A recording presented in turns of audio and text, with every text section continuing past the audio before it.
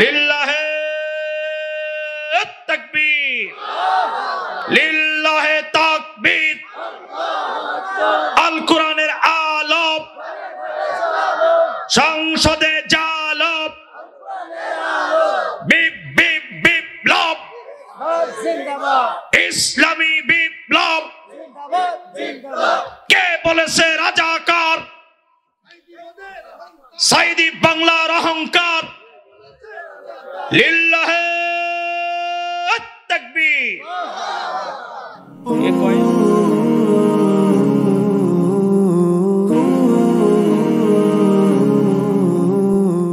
গত নির্বাচনের সময়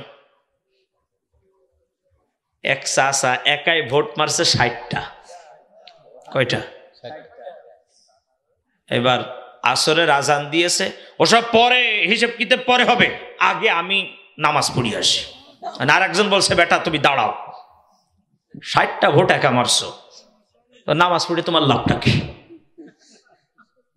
আচ্ছা ভাই, যারা আমাদের এই ভোট কেটে আমাদের উপকার করেছে না, ওরা কথা কয় না।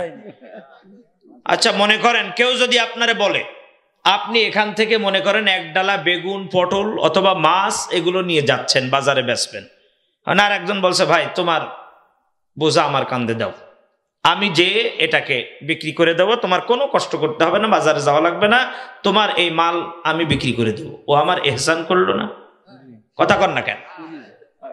তাহলে আমাদেরকে আগের দিন রাত্রে এসে যারা বলছে ভাই কষ্ট করে কেন্দ্রে যাওয়ার দরকার নেই, কষ্ট করে কোথায় যাওয়ার দরকার নাই, কেন্দ্রে যাওয়ার দরকার নাই, আমরা মেরিটেরে নিবানি, আপনি কষ্ট করে ফাও যাবেন কি করতে? এরা আমাদের কল্যাণকামী না? কথা কয় না। এরা আমাদের কল্যাণকামী কি না? ওরা আমাদের ভালোবাসে। কষ্ট করে কেন আমরা পাই হেঁটে যাব, লাইনে দাঁড়াবো, ঘন্টার পর ঘন্টা লাইনে দাঁড়িয়ে থাকতে হবে? ওরা তো আমাদের ভোট কেটে আমাদের সিলটা মেরে আমাদের কি করেছে? কথা কয় না, আমাদের উপকার করেছে। এরম উপকার যেন আরো 20 বছর করতে পারে। রাজি আছেন? এই ধরনের উপকার যদি সামনের মুখ্যম সময় এই বিশ্বচর, ভোট চোর, জাতীয় চোরেরা আবারও যদি পদক্ষেপ গ্রহণ করে, ইমানের দাবিতে আপনার আমার কাছে অস্ত্র নাই, শহীদ তিতুমিরের বাঁশের লাঠি দিয়ে এদের সাথে মোকাবেলা করতে হবে। আবারও যদি এরা ভোট চুরির সিদ্ধান্ত গ্রহণ করে, পাড়ায় মহল্লায় মহল্লায় সংগ্রামী কমিটি গঠন করে বাংলার জমিনে ন্যায্য অধিকার, ভোট অধিকার, সৎ লোকের শাসন প্রতিষ্ঠার জন্য যদি আবারও ডাক দেওয়া হয়, কে কে প্রস্তুত আছেন? দুহাত তুলে আল্লাহকে দেখো। লিল্লাহে তাকবীর, লিল্লাহে তাকবীর। আল কোরআনের আলোপ, সংসদে জালব, বিপ্লব, ইসলামী বিপ্লব। কে বলেছে রাজাকার? সাইদি বাংলার অহংকার।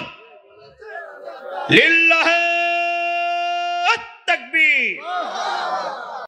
এ কয়রার ভাইকে দিয়ে আর ইসলামী আন্দোলন হবে না, বুঝে সব ঝিমায় গেছে।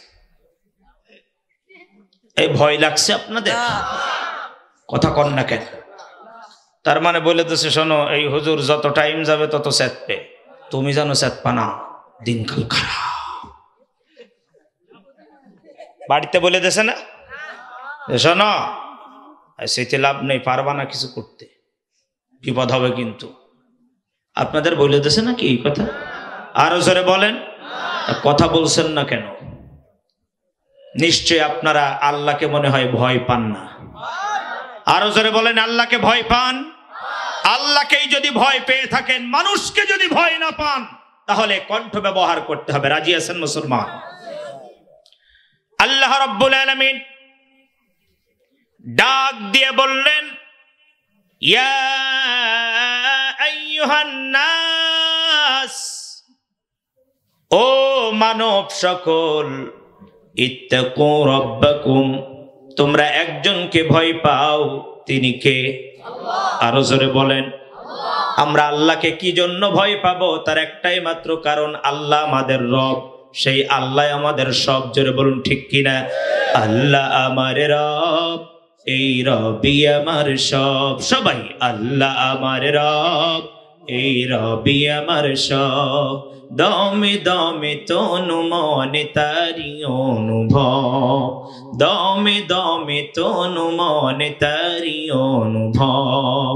আল্লাহ আমার রব, এই রবি আমার সব। সবাই আল্লাহ আমার রব, এই রবি আমার সব। জোরে বলুন ঠিক কিনা? আল্লাহ তাআলা বললেন, তাহলে আমরা ভয় করব কাকে? আরো জোরে বলেন। আমরা দুনিয়ায় পুলিশকে, স্থানীয় নেতা নেত্রীকে যতটা ভয় পাই, তার আংশিক যদি আল্লাহকে পেতাম, তাহলে আমার দৃঢ় বিশ্বাস আল্লাহর জান্নাতটা আমাদের জন্য ওয়াজিব হয়ে যেত। এই সুবহানাল্লাহ পরে বলেন, সত্য না মিথ্যা তাই বলেন। আমরা পুলিশের ভয় যে পরিমাণ পাই, যদি ওই পরিমাণ আল্লাহকে ভয় পেতাম, আল্লাহর জান্নাতটা আমাদের জন্য কি হতো? এটা কোনো সন্দেহ আছে? আপনি কোরআনের সত্য কথা বলেন না, কিসের ভয়ে? পুলিশের ভয়ে। আপনি আল্লাহর জমিনে দিন প্রতিষ্ঠার কাজ করেন না, কিসের ভয়ে? তবে পুলিশ প্রশাসনের ভাইয়েরা আমাদের কল্যাণকামী, ওদেরকে ব্যবহার করে। কথা বলেন না কেন? ওদেরকে ব্যবহার করা হয়। আমার দেশের পুলিশ বাহিনী তারা নিরীহ, তারাও আপনার আমার মতন আর এক শ্রেণীর মাজলুম। ওরা বুঝতেছে এটা আমাকে দিয়ে অন্যায় করানো হচ্ছে, এটা সে ভালো করেই বোঝে। কিন্তু যেই কিনা বলবে যে একে অ্যারেস্ট করো, যদি দেখে যে না, এত সত্য কথাই বলেছে, একে অ্যারেস্ট করবো কেন? অ্যারেস্ট যদি না করো তাহলে তোমার বউ শেষ, তুমিও শেষ, তোমার সংসারও শেষ। এরম হুমকি আছে না নাই? কথা বলেন আছে না নাই? প্রিয় দিনী ভাইয়েরা আমার, এরপর রব্বুল আলামিন বললেন, তোমরা আল্লাহকে ভয় করো। কি জন্য ভয় করো বা শোনো।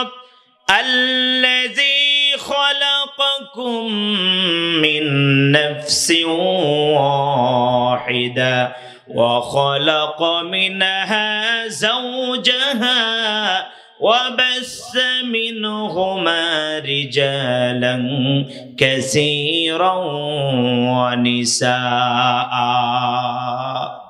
আল্লাহ তাআলা বললেন, তোমাদেরকে সৃষ্টি করেছি আমি মাত্র একটি প্রাণ থেকে। কয়টি প্রাণ?